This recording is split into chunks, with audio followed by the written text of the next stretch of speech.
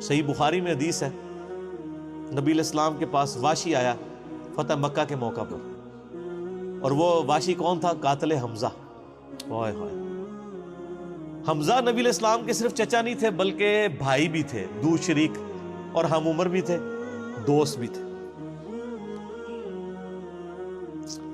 واشی کو حضرت بلال نے سفارش کروائی کہ یا رسول اللہ میرے کہنے پہ معاف کر دیے جائے۔ واشی پیش ہوا، فرمایا واشی یا رسول اللہ قاتل حمزہ یا رسول اللہ تیرا ایمان قبول ہے، لیکن کیا تو ایسا کر سکتا ہے کہ اپنی شکل مجھے نہیں دکھا؟ ہائے ہائے ہائے، یہ وہ شخص ہے جو حریص علیکم بالمؤمنین رؤوف الرحیم ہے، لیکن چچا کے معاملے میں، اور وہ چچا ایسا نہیں جو صرف چچا ہی تھا، وہ دین کا مجاہد تھا، دین کے لیے کنٹریبیوشن تھی۔ اور میں آپ کو علا وجہ بصیرت کہتا ہوں کہ حضور کی وفات کے وقت اگر حضرت حمزہ زندہ ہوتے، خلیفہ اول حضرت ابوبکر نے نہیں ہونا تھا، حضرت حمزہ نہیں ہونا تھا۔ اس کا لاجیکل ثبوت یہ ہے کہ غزوہ بدر میں مسلمانوں کا لیڈر کون تھا آرمی کا؟ حضرت حمزہ۔ نبی علیہ السلام تو خیمے میں تھے نا، مسلمانوں کو لیڈ کون کر رہا تھا؟ حضرت حمزہ۔ غزوہ احد میں کون لیڈ کر رہا تھا؟ حضرت حمزہ۔ اسی لیے آپ نے پھر غزوہ احد کے شہداء پہ جا کے جنازہ پڑھا تھا نا، کہ ان کی وجہ سے بعد والے لوگ بینیفیشری ہوں گے، تو یہ لوگ تو بینیفیشری نہیں ہوئے، ان کو تو سب کچھ آخرت میں ملا ہے۔ یہ نہ ہو کہ اب تم آپس میں، بخاری مسلم میں یہ بھی حدیث ہے، میرے بعد کافر نہ ہو جانا کہ ایک دوسرے کی گردنیں کاٹنا شروع ہو جاؤ، اور وہی ہوا پھر بعد میں۔ تو نبی علیہ السلام نے قاتل حمزہ کو معاف کیا، اور فرمایا پوری زندگی پھر واشی سامنے نہیں آیا حضور کے، حالانکہ آپ کو تو اللہ نے گارنٹی دی ہے حریص علیکم بالمؤمنین رؤوف الرحیم۔ نبی علیہ السلام مومنین پر رؤوف بھی ہیں، رحیم بھی ہیں۔ اب میں تھوڑی سی انجینئرنگ کرتا ہوں کہ انسان کو اپنے چچا سے زیادہ محبت ہوتی ہے یا اپنی اولاد سے؟ مطلب اس پہ تو کوئی دوسری رائے نہیں ہے۔ جن جن کے بچے ہیں، یعنی میرے بھی اپنے بچے ہیں، آپ میں سے بھی اکثر لوگ شادی شدہ بیٹھے ہیں، آپ خود انالیسس کر لیں، بلکہ اولاد تو بعض کا انسان کو ماں باپ سے آگے ہو جاتی ہے۔ تو جن لوگوں نے حضرت حمزہ کے ساتھ ظلم کیا اور ان کو قتل کیا، ان کا ایمان قبول نہیں کیا گیا۔ تو جن لوگوں نے حضرت حسین ابن علی کے ساتھ ظلم کیا، یا حضرت علی ابن ابی طالب کو تکلیفیں دی ہیں جو حضور کے بچوں کی جگہ تھے، ان کے بارے میں آپ ایکسپیکٹ کر سکتے ہیں کہ نبی الاسلام کے دل میں ان کے بارے میں کوئی محبت کے جذبات ہو؟ Not at all. حتیٰ کہ آپ دیکھ لیں مسند احمد میں تواتر سے وہ حدیث نقل ہوئی ہے کہ ابن عباس کہتے ہیں کہ ایک دوپہر کے وقت میں نے خواب دیکھا اور میں گھبرا کے اٹھ گیا اس خواب کی وجہ سے۔ میں نے دیکھا کہ نبی علیہ السلام جو ہے وہ پرانگدہ حالت ہے، بال بکھرے ہوئے ہیں، جسم پہ گرد پڑی ہوئی ہے، ہاتھ میں خون کی ایک شیشی ہے، اور میں نے کہا یا رسول اللہ میرے ماں باپ قربان، آپ کی کیا حالت ہے؟ تو فرمایا کہ یہ حسین اور اس کے ساتھیوں کا خون ہے جو صبح سے میں کربلا میں سمیٹ رہا ہوں۔ اور یعنی یہ ایک اللہ کی طرف سے دکھایا گیا یہ تشبیہ، یعنی ایک علیحدہ سے ایک محکمہ خواب، ایک محکمہ بالکل الگ سے۔ آپ مجھے خواب میں آئے تو آپ کو نہیں پتا ہوگا کہ آپ میرے خواب میں آئے، یہ اللہ تعالیٰ تمثیلاً دکھاتا ہے۔ اور نبی علیہ السلام کو خواب میں دیکھ رہا ہے کون؟ صحابی، تو وہ تو کنفرم ہے، بخاری مسلم میں حدیث ہے جس نے مجھے خواب میں دیکھا میری شکل میں شیطان نہیں آ سکتا، اور وہ شکل صحابی کو تو پتا تھی، اور صحابی بھی عام نہیں، عبداللہ ابن عباس کہتے ہیں میں گھبرا کے اٹھا، میں نے وقت اور تاریخ نوٹ کر لی اور دن بھی، کئی ہفتوں بعد پتا چلا کہ اسی دن 10 محرم 61 ہجری میں حضرت حسین ابن علی کو شہید کیا۔ تو حسین ابن علی کی وفات کے اوپر یہ ابن عباس کو خواب میں آنا، حضور صلی اللہ علیہ وسلم نے انڈیکیٹر دے دیا ہے نا۔ اسی حدیث کو نقل کر کے اسماعیل دہلوی، جس کو دیوبند اور اہل حدیث جو اس وقت پریکٹیکلی یعنی ایک سمجھ لیں کہ یزید کے ٹھیکیدار بنے ہوئے ہیں اس کے دفاع کے اوپر، ان کے مشترکہ امام ہے اسماعیل دہلوی، شاہ ولی اللہ دہلوی کا پوتا۔ اس نے جو کتاب لکھی ہے نا تقویت الایمان، جس میں گستاخیاں بھی ہیں، وہ اس کتاب کے اندر ہم نے اس کا جے پی جی بھی لگایا تھا، اس میں اس نے لکھا ہے کہ اس حدیث سے پتہ چلا کہ نبی علیہ السلام وفات کے بعد بھی اللہ کی جنتوں میں حسین کے قتل کی وجہ سے غم زدہ ہیں۔ اور اس نے بھی لکھا ہے یزید پلید لفظ لکھا، وہ اس پوری کتاب میں جہاں جہاں لفظ استعمال کرتے ہیں یزید پلید استعمال کرتے ہیں، تو بعد میں سعودیہ ایران ٹسل شروع ہوئی تو یہ یزید کی وکالت کرنی شروع کر دی. اہل حدیث تو خیر اس وقت ناسبیت اور یزیدیت کا جھنڈا اٹھائے ہوئے ہیں. دیوبند میں کم لوگ ہیں ایز کمپیئر ٹو اہل حدیث, اور بریلویوں میں تو بہت ہی کم. تو یہ میں آپ کو صرف ایک کمپیریزن بتا رہا ہوں کہ انسان کو اپنی اولاد سے جو محبت ہوتی ہے وہ تو آپ سوچ نہیں سکتے. ترمذی میں اور مسند احمد میں حدیث ہے, نبی علیہ السلام نے حضرت حسین کو اٹھایا ہوا ہے اور آپ فرماتے ہیں اللہ یہ میرے بیٹوں میں سے ایک بیٹا ہے, اے اللہ اس سے محبت کر, جو اس سے محبت کرے, اس سے دشمنی رکھتے ہو اس سے دشمنی رکھ. ہم یہ پوچھتے ہیں کہ حسین سے دشمنی کس نے رکھی ہوئی ہے, ذرا پوائنٹ آؤٹ کریں نا. کیا یہ تھریٹیکل بات ہے؟ تھی نا دشمنی, آج تک ہے, اس زمانے میں بھی تھی. تو وہ ان لوگوں کو پھر ان کے ساتھ کیا معاملات ہوں گے؟ باقی واقعہ کربلا والا ریسرچ پیپر 5B پڑھ لیں تو آپ کو معاملات کلیئر ہو جائیں گے. تو یہ غل کے اوپر میں نے بات کی, اور اس کے اوپر بعض لوگوں جو ہیں وہ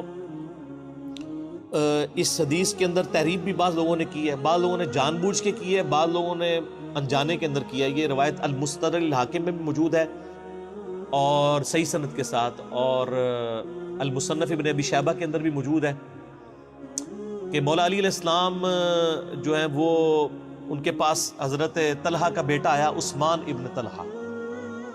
تو آپ اس کو جب ملتے ہوئے آپ نے نا سورہ حجر کی وہ آیت پڑھی کہ جو اہل ایمان کے دلوں میں ایک دوسرے کے بارے میں غل آ جائے گا نا, قیامت والے دن اللہ تعالیٰ ان کے دل سے وہ غل دور کر دے گا. پھر وہ جنت میں آمنے سامنے بیٹھے ہوئے ہوں گے, تختوں کے اوپر ٹیک لگائے ہوئے, تکیوں کے اوپر. تو انہوں نے کہا کہ میں اللہ سے امید کرتا ہوں کہ یہ آیت میرے, طلحہ اور زبیر اور عثمان ابن عفان, ان 3 بندے اور چوتھا میں, یہ آیت ہمارے بارے میں ہے کہ اللہ تعالیٰ ہمارے دلوں میں جو ایک دوسرے کے لیے میل آ گیا قیامت والے دن وہ دور کر دے گا اور ہم ایک دوسرے سے راضی ہو جائیں گے. ظاہر ہے مطلب وہ تکلیفیں تو پہنچی تھی نا حضرت علی کو, مطلب کئی لوگوں سے تکلیف پہنچی. بل آپ نے ان کو ایک کلین چٹ دے دی کہ میں اللہ سے امید کرتا ہوں کہ ان لوگوں کے بارے میں یہ آیات ہے کہ اللہ تعالیٰ ہمارے دلوں میں ایک دوسرے کی نفرت ختم کر دے گا, جو اگر دنیاوی وجہ سے, دنیاوی طور پر کسی دینی وجہ سے آئی. تو یہ غل کا لفظ وہاں پہ بھی استعمال ہوا. اب ڈاکٹر اسرار صاحب رحمہ اللہ تعالیٰ, چونکہ ان کی حدیث کی فیلڈ نہیں تھی, انہوں نے یہ جب سورہ ہجر کی آیات آئیں, اس پہ میرا مسئلہ نمبر 116C بھی ریکارڈڈ موجود ہے, انہوں نے نا اس میں حضرت معاویہ کا نام بھی لے دیا کہ میں اللہ سے امید کرتا ہوں یہ میرے اور معاویہ کے بارے میں ہوگا. نا وہ نام لیا ہی نہیں ہے, آپ خود سے نہ داخل کریں. حضرت معاویہ کو حضرت علی نے نہیں معاف کیا, پوری زندگی معاف نہیں کیا, کیونکہ ان کی وجہ سے خلافت کا نظام ٹوٹا تھا. حضرت طلحہ تو میدان جنگ سے چھوڑ کے چلے گئے تھے. جب عمار ابن یاسر کو دیکھا کہ وہ سامنے ہیں تو انہوں نے کہا عمار کو تو باغی جماعت قتل کرے گی, وہ چھوڑ کے چلے گئے. تو مروان نے ان کے گھٹنے میں تیر مارا, مستدل الحاکم میں آتا ہے, اور وہ شہید ہو گئے. حضرت زبیر وہ صحابی ہیں یعنی جو نبی علیہ السلام کے بہادر ترین اصحاب میں سے. 12 بندے غزوہ احد میں حضور کے ساتھ رہ گئے تھے 700 میں سے غزوہ احد کے اندر, ان میں سے ایک حضرت زبیر بھی تھے. اور یہ تلوار کمال کی چلاتے تھے, اکیلے میدان جنگ میں آگے چلے جاتے تھے. بخاری میں آتا ہے کہ ان کا بیٹا عبداللہ ابن زبیر کہتا ہے کہ میرے باپ کے 2 شانوں کے درمیان اتنا بڑا زخم تھا جو ہیل اپ ہو گیا تھا, لیکن پھر بھی گڑا پڑا ہوا تھا, میں پورا ہاتھ اس میں داخل کر لیتا تھا, اور وہ زخم ان کو احد کے موقع پہ لگا تھا. ٹھیک ہے. اور پھر جنگ, اسی حدیث میں بخاری کے آتا ہے کہ جنگ یرموک کے موقع پر لوگ یعنی لیڈر کے اوپر چل رہے ہوتے ہیں, تو حضرت زبیر بھی ایک اسکواڈ کو لیڈ کر رہے تھے. تو لوگوں نے کہا حضرت آپ آگے جائیں. انہوں نے کہا جب میں آگے جاؤں گا تو میرے ساتھ کوئی نہیں آگے جا سکتا. وہ اکیلے گھوڑے کو انہوں نے جو ہے وہ ایڑی لگائی اور رومن امپائر کی یعنی فوج کے اندر گھس گئے, اور کوئی بھی ان سے لڑنے کے لیے تیار نہیں ہوتا تھا. اتنی بہادری تھی ان کے اندر. لیکن جنگ جمل میں حضرت علی کے مقابلے پہ آ گئے.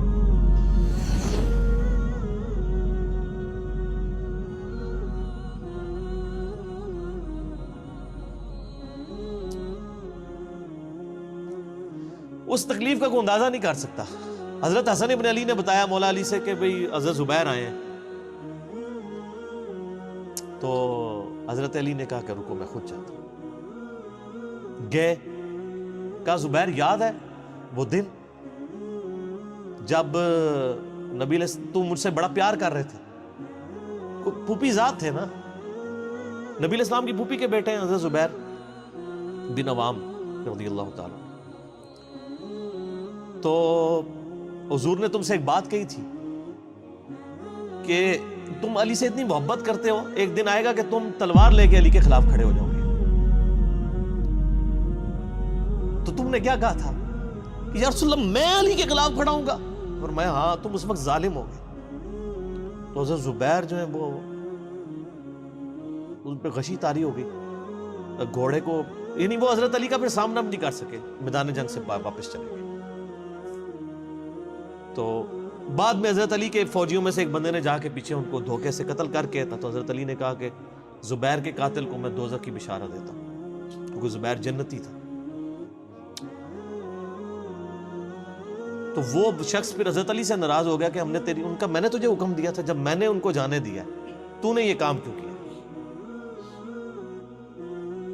تو وہ پھر خارجی ہو گیا.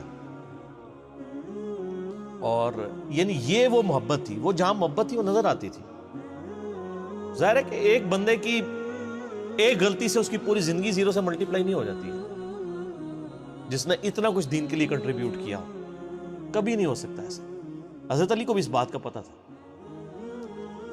بہرحال یعنی اللہ تعالیٰ ان سے راضی ہو، اسی لیے نبی علیہ السلام کی اس حدیث یعنی وہ حضرت علی کے اس قول کو حضرت علی فٹ کیا کرتے تھے حضرت زبیر، طلحہ اور حضرت عثمان ابن عفان پہ رضی اللہ تعالیٰ. باقی آپ میرا کربلا والا ریسرچ پیپر پڑھیں تو آپ کو پتہ چلے گا کہ کتنی یعنی مشکل وقت حضرت علی نے اپنی خلافت میں دیکھا ہے اس حوالے سے. یعنی مصنف ابن ابی شیبہ میں آپ کے مخالفین کی لاشیں بھی ہیں، ان پہ بھی حضرت علی گریہ کر رہے ہیں،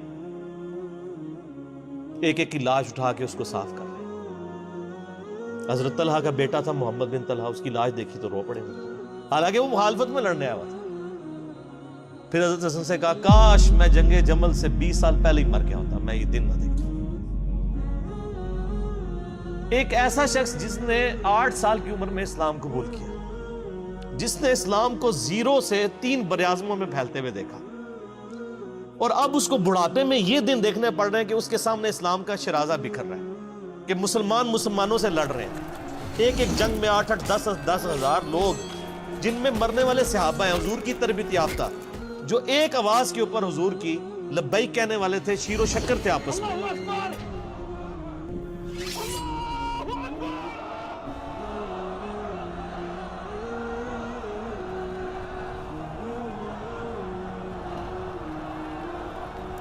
آپ اندازہ کر سکتے ہیں. اسی لیے حضرت علی جو ہیں وہ یعنی کوفے میں شہر سے باہر آپ کو پتہ ہے کنویں ہوا کرتے تھے، اکیلے جا کے کنویں پہ بیٹھ کے رویا کرتے تھے کہ اللہ اس امت کے ساتھ کیا ہو گیا. کوشش کرتے رہے، اینڈ رزلٹ یہ ہے کہ وہ خلافت کا نظام. اسی لیے مصنف ابن ابی شیبہ میں آتا ہے کہ آپ نے فجر اور عشاء کی نمازوں میں قنوت نازلہ پڑھی، اللہم علیک بمعاویہ و اشیاءہ، اے اللہ معاویہ اور اس کے شیعہ کو برباد کر، علی اور اس کے عمر بن عاص اور اس کے شیعہ کو، ابا سلمی اور اس کے شیعہ کو، قیس اور اس کے شیعہ کو برباد کر. باقی احادیث میں آپ علیہ السلام نے جو بشارت کر دی تھی، سنن سعید کبریٰ کے اندر حدیث موجود ہے، حاکم کے اندر، کہ نبی علیہ السلام نے حضرت علی سے ایک دن فرمایا تھا، اے علی اگلی امتوں میں سب سے بڑا بدبخت وہ تھا جس نے قوم عاد کی اونٹنی کو قتل کیا اور اس کے بعد عذاب آ گیا. میری امت کا سب سے بڑا بدبخت وہ ہوگا جو تیرے سر کے خون سے تیری داڑھی کو رنگ دے. اور وہی ہوا ہے. اور اس کے بعد پھر دیکھیں امت ایک جگہ جمع نہیں ہوئی ہے. حضرت علی ایک آخری کوشش تھی، اور جن لوگوں نے اس وقت ساتھ نہیں دیا پھر ان کو دنیا میں اس کا خمیازہ بھگتنا پڑا ہے. عبداللہ بن عمر نے بیعت نہیں نہ کی تو صحیح بخاری اٹھا کے دیکھیں، عبداللہ بن عمر کو آل امیہ نے قتل کروایا، حجاج بن یوسف نے زہر آلود نیزہ مروا دیا. اور حاکم کے اندر مجموع الزوائد کے اندر موجود ہے، حضرت عبداللہ بن عمر آخری عمر میں کہا کرتے تھے کاش میں اس وقت علی کا ساتھ دیتا اور یہ خلافت کا نظام تو بچ جاتا. کیونکہ کئی لوگ بیچ میں نیوٹرل ہو گئے تھے جو پھر ساتھ نہیں دیا، تو اس کی وجہ سے پھر حضرت علی کے چونکہ اب پاس اتنی مین پاور نہیں تھی کہ اس سسٹم کو سنبھال سکتے، بعد پھر وہ شہید ہو گئے اور پھر معاملات آ گئے. خیر بات کہاں سے کہاں نکل گئی، کیونکہ یہ اس کے ساتھ غل کا لفظ تھا، تو یہ غل کے لفظ کو ایڈریس کرنا ضروری تھا. تو تو آج ہم جب جنگ جمل صفین نہروان کو ڈسکس کرتے ہیں تو یہ کوئی غل والی بات نہیں ہے، یہ وہ چیزیں ہیں جو ایک ریالٹی ہیں، اور وہ اگر یہ غل والی بات ہے تو نبی علیہ السلام کے دل میں بھی نعوذ باللہ غل تھا، مولا علی کے دل میں بھی غل تھا، ایسا نہیں تھا۔ وہ دین کی حمیت کہلاتی ہے، اس کو غل نہیں آپ کہتے۔